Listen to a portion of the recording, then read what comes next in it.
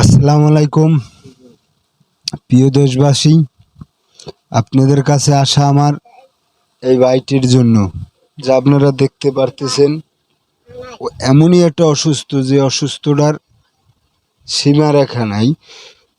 তাও কিভাবে কি অসুস্থ হইলো, তার মা আছে, তার মার কাছ থেকেই আমরা শুনি। বলেন চাচি আম্মা।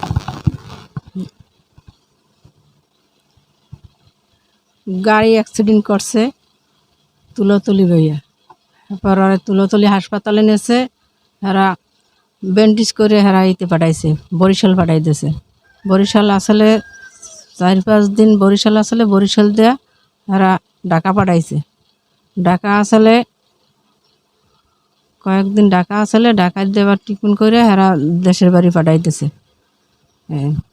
দেশের বাড়ি পাঠাই দিয়েছে, আর্থিক অবস্থা নাই বিধায় আপনাদের। হ্যাঁ, আর্থিক অবস্থা নাই, এই বিদায় পাঠাইছে। ও টাকা দিয়ে ট্রিটমেন্ট চালাইতে পারেন না বিধায় আপনাদের পেশেন্ট নিয়ে পাঠাই দিয়েছে দেশে। হ্যাঁ হ্যাঁ, এখন কোন জায়গায় সমস্যা বেশি? আর সমস্যা বেশি মেরুদণ্ডের হাড় ভেঙে গেছে, আর সমস্যা কোমর হইতে পাও পর্যন্ত।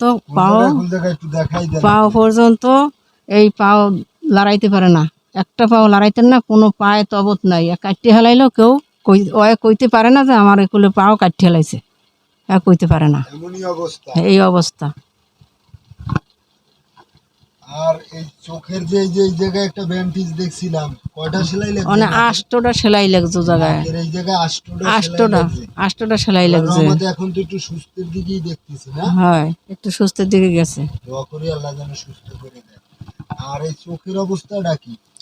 চোখে একটু সমস্যা হয়েছে, তা সমস্যাটা এখন আছে। হ্যাঁ, আগে তো দেখতাম আগে অনেক লাল আসলে। ছিল না। এই আর সমস্যা না? হ্যাঁ।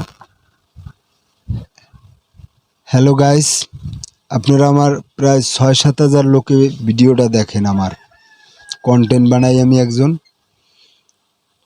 এখন এই যে ভাই, আমার এলাকারই ভাই ব্রাদার, ছোট ভাই, একসাথে চলছি, আমাদের সাথেও ছিল। এখন এই অসুস্থ হওয়ার কারণে দেখতেই তো পারতেছেন, ও প্রস্রাবটা পর্যন্ত করে পাইপের দ্বারা করতে হয়। ও পারে না নড়তে, পারে না চড়তে, অনেকই একটা কষ্টকরের ভিতরে ও আছে। আর বুকটা হাত দিলে বুকটা ধরপর করে। ও সারাক্ষণই টেনশনে থাকে। টেনশনেরই একটা কথা যে আর্থিকের অভাবে আজকে আমি এই বিছনায় পড়ে রইলাম, আমি ট্রিটমেন্ট করাইতে পারতেছি না।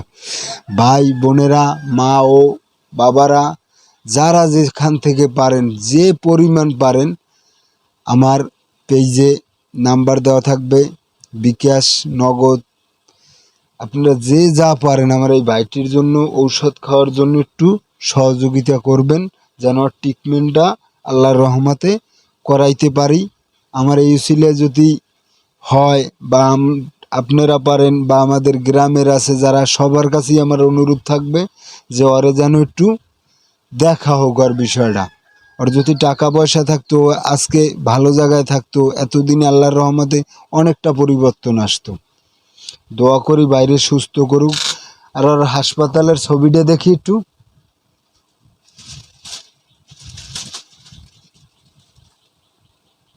এই দেখেন, আগের জ্বর হিসাবের চাইতেও অনেক অনেক অনেক সুস্থ হয়েছে আল্লাহর রহমতে।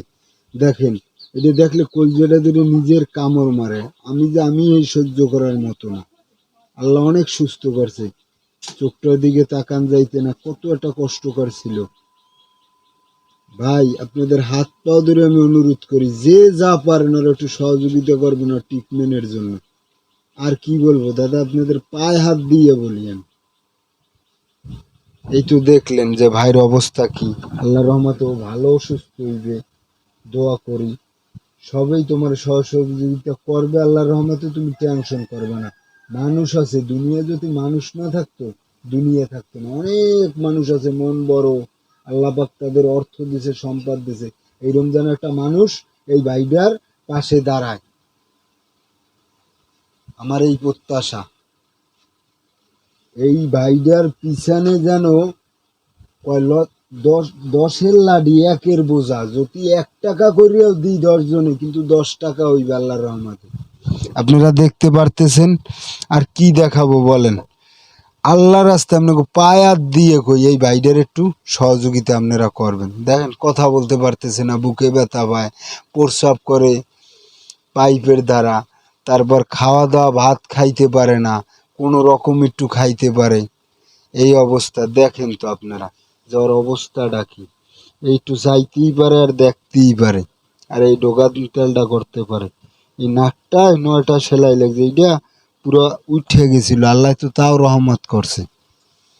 আচ্ছা, ভালো থাকবেন, আশা করি ভাইকে সহযোগিতা করবেন যে যা পারেন। আল্লাহ হাফেজ।